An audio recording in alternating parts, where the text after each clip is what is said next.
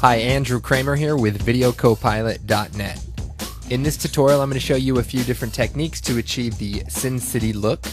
So let's go ahead and take a look here. As you can see, this is my treated footage, and I have a color matte that we can take off and just have just the black and white. And here is the original footage. This is actually shot with a DVX-100, and you can see the difference like that. So let's go ahead and get started. Now I'm going to take this Sin City look movie and create a new comp. I'm going to drag it into the Make New Comp button, and let's go ahead and get started. Now, first thing I want to point out is this effect cannot be applied to every type of footage. I was thinking about it, and most of the shots take place at nighttime, and I really believe that's an important part of the Sin City look. Is all the backgrounds and most of the sets are all either indoors or at nighttime. And if you try to do this with bright, really globally illuminated footage, it just isn't going to work very well. Now, another thing, probably the most important thing, is lighting. And the reason I bring that up is because you can't just take any old footage, like I said, and just apply this effect. You really need to have good on-set lighting. And if you look at this shot here, we have a light probably over here to the right that's kind of lighting up the side of his face and causing some highlights on his shadow. And then also notice that the background is mostly dark, and these guys are just filled with a probably a light over here, maybe with an umbrella. So the trick is to have maybe one or two really harsh lights coming maybe from slightly back and to the right or to the left, and just to have a fill light kind of giving you some detail in the shadows here. But this little dark shadow right here in his face is also a real important, prominent feature of the whole Sin City effect. So lighting is a big deal. So if you're going to play around with this, do some lighting tests, and you'll see what I mean. Let's go ahead and get started. This footage is actually lit pretty well, and of course it wasn't specifically intended for the Sin City effect. Okay, so the first thing you might notice about the Sin City effect is that it's mostly black and white. So let's go ahead and start there. I'm going to choose Effects, Color Correction, and Tint. And that just gives us a black and white look using the tint effect. Now we can also choose channel and say set channels and change it all to say the green channel, and this will basically look at just the green channel. Now this is important because this actually might create a slightly better look depending on how you light your set. If you shut the set channels effects off and you just go to the viewer, you can see what the red channel will look like in black and white, and the green channel, and even the blue channel. But I don't recommend using the blue channel because it's very noisy, if you can see there. So either the green channel or the red channel. In this case, the green channel actually looks pretty good, but for the purposes of this tutorial, I get sick of saying that, but we're just going to use the tint effect. And the next thing in the process, we're going to choose color correction and curves. Now the curves adjustment, we're basically going to blow this image out pretty darn good, and we want to really just push those highlights way beyond what they currently are at.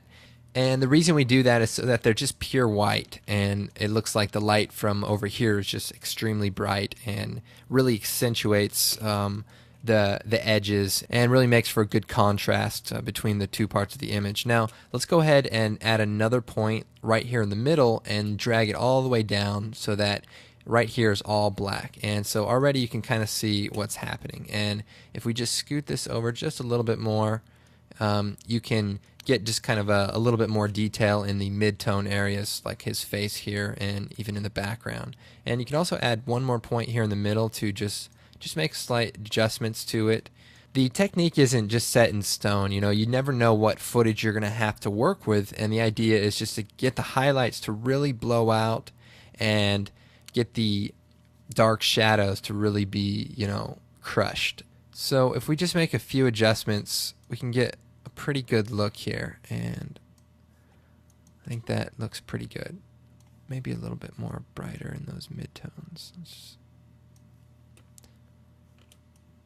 Okay, so let's just go ahead and play this back.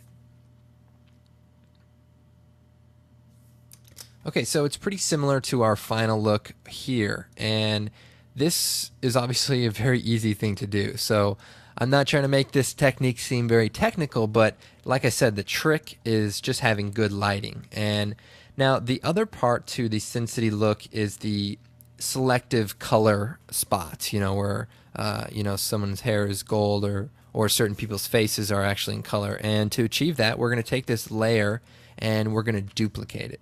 And what I'm going to do then is get some more room here. I'm going to take all these effects off of the layer. And you know what, better yet, let's just take off the tint effect so that now we just kind of have this really, really bright image here. But what I'm going to do is hit F4 and bring up our switches here for the transfer modes. And we're going to change this to overlay the color on top of our footage down here beneath it. And you'll notice that nothing really changes. But I'm going to go ahead and hit T and lower the opacity to about 20%, maybe 35%. And then I'm going to take the pen tool and draw a mask around his face or whatever object that you want. And hit F to bring up the feather properties, and we'll feather it maybe 20 pixels. And so now you can see his face is in color. Now the other thing you need to do is keyframe the mask to follow your subject. So I'm going to hit MM on the keyboard to bring up all of the mask properties. I'm going to set a stopwatch for the shape and just move forward a few frames and just make some adjustments to this mask. And if you just click it once, you can then drag the points individually and just kind of go through here. If you double click on one point, you get this bounding box and just move it all at once. You can also rotate it if you need to. And let me just bring his neck in.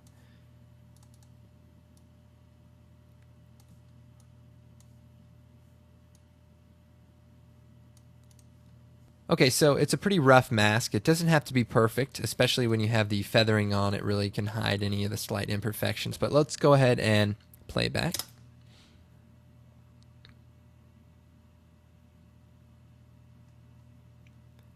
Okay, well that's essentially the Sin City effect. Now, you can also add a different color instead of using the color from the layer by choosing Effects, Color Correction, and Tint.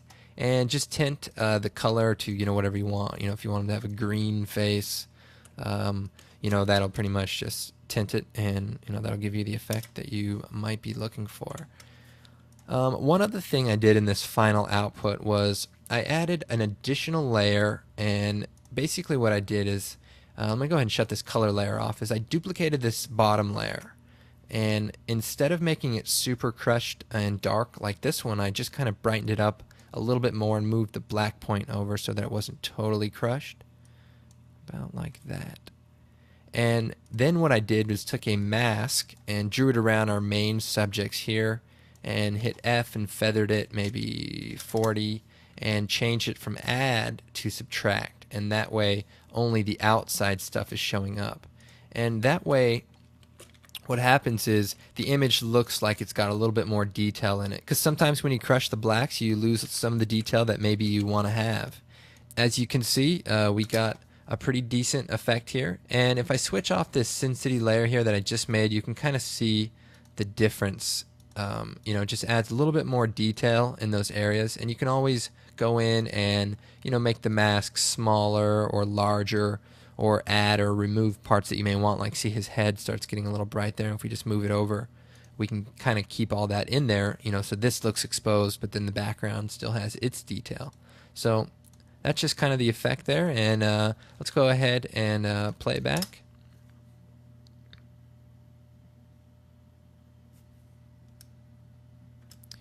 Alright, well I hope you found this tutorial helpful. I'm Andrew Kramer, and remember to check out videocopilot.net. Thanks for watching.